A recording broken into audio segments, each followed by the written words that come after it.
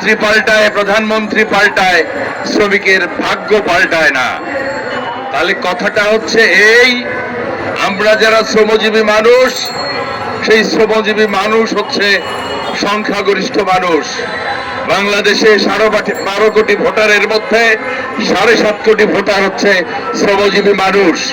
আমাদেরকে তাই সিদ্ধান্ত নিতে হবে, আমরা যদি ঐক্যবদ্ধভাবে শক্তিশালী ট্রেড ইউনিয়ন আন্দোলন গড়ে তুলতে না পারি, শক্তিশালী আন্দোলনের মাধ্যমে এই রাষ্ট্রের ভিত কাঁপিয়ে দিতে না পারি, আমাদের ভাগ্যের কোনো বদল হবে বলে মনে হয় না।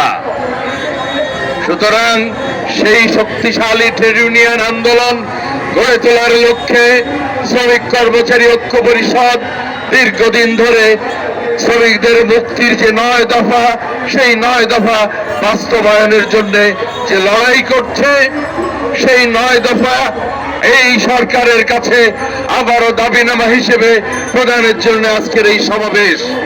আমরা আমাদের যে জাতীয় ন্যূনতম মজুরি, গণতান্ত্রিক শ্রম আইন, কর্মক্ষেত্রে নিরাপত্তা, সবকিছু মিলায় যে 9 দফা, সেই 9 দফা সারা বাংলার শ্রমিকদের কাছে ছড়িয়ে দিতে হবে এবং ন্যূনতম মজুরি কমপক্ষে জাতীয়ভাবে 30,000 টাকা ঘোষণা করতে হবে।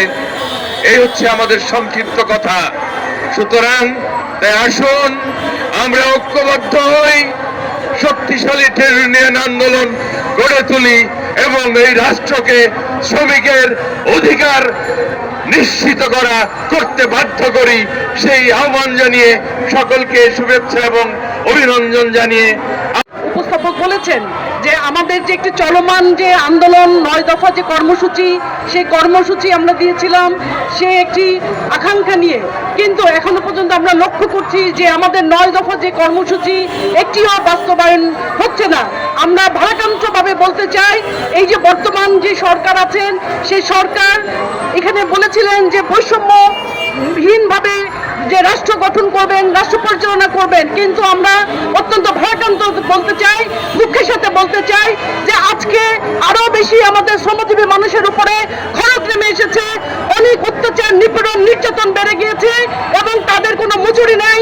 আমরা আমাদের একটি জাতীয় ন্যূনতম মজুরি যে আমরা 30,000 টাকা বলেছিলাম, সেইখানে সেই মজুরি নেই, আমরা সেই দাবি করেছিলাম, কিন্তু আজকে আমরা বিভিন্ন জায়গায় আমরা খবর পাচ্ছি যে শ্রমিকদের উপরে অত্যাচার, নির্যাতন এবং হুমকি ধামকি দিয়ে তাদেরকে নীরব করার চেষ্টা করছে। তাই আমি দৃঢ়তার সাথে বলতে চাই যে আমরা শ্রমিক কর্মচারী, আমাদের যে শ্রমজীবী মানুষ, আমাদের আন্দোলন ছাড়া কোনো বিকল্প নাই, কেউ আমাদেরকে কিছুই দিবে না, আমাদেরকে ঐক্যবদ্ধভাবেই আমাদের আন্দোলন এগিয়ে নিয়ে যেতে হবে এবং আজকে সারা বাংলাদেশে আজকে একযোগে আমাদের এই কর্মসূচি উদযাপন হচ্ছে, পালিত হচ্ছে। বন্ধুগণ, তাই আমি বলবো আজকে যদিও আমরা সংক্ষিপ্তভাবে আমাদের এই সমাবেশটি আমরা আয়োজন করেছি, কিন্তু আমরা সামনে একটি শ্রম আইনের চলছে, যে একটি শ্রম আইনের কার্যক্রম চলছে। আমরা দেখেছি যে একটি শ্রম কমিশন গঠন করা হয়েছে, সেখানে আমাদের দাবিগুলো আমরা জানিয়েছি এবং আমরা আশা করি যে আমরা একটি গণতান্ত্রিক একটি যে শ্রম আইন, সেই শ্রম আইন আমরা পাবো। সেখানে যে আমাদের দাবি, সে দাবিগুলো আমাদের সেখানে আমরা পাবো, সেই আহ্বান জানিয়েছি এবং আমি মনে করি যে আমাদের আসলে আন্দোলন ছাড়া কোনো বিকল্প নাই। তাই আমি বন্ধুগণ এবং সকলকে বলবো, বাংলাদেশ জাতীয় শ্রমিক ফেডারেশনের পক্ষ থেকে আমি আহ্বান জানাবো যে আমাদের কেউই আমাদের কোনো কিছু দিবে না, আমাদের আন্দোলন করে আমাদের দাবি আদায় করতে হবে।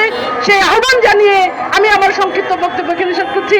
দুনিয়ার মজদুর এক দাবিতে কর্মবিরতি পালন করেছে, সেখানে প্রতিশ্রুতি দেওয়া হয়েছে যে আজকে তাদের সাথে বসে আলাপ আলোচনার মধ্যে দিয়ে তাদের যে দাবি, সেই দাবি বাস্তবায়ন করা হবে, কিন্তু আমরা সেটার কার্যকর উদ্যোগ সেটি দেখা যাচ্ছে না।